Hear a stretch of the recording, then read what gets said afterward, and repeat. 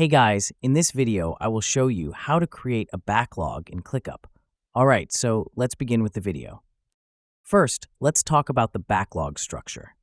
The most common approach is to create a dedicated list named backlog within a folder or even an entire space.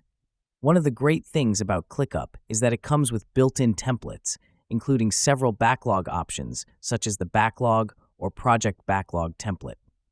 These templates are pre-configured with statuses, custom fields, and views. Using one of them can save you a lot of time by giving you a framework to start with instead of creating everything from scratch. Now, let's move on to actually creating the backlog list.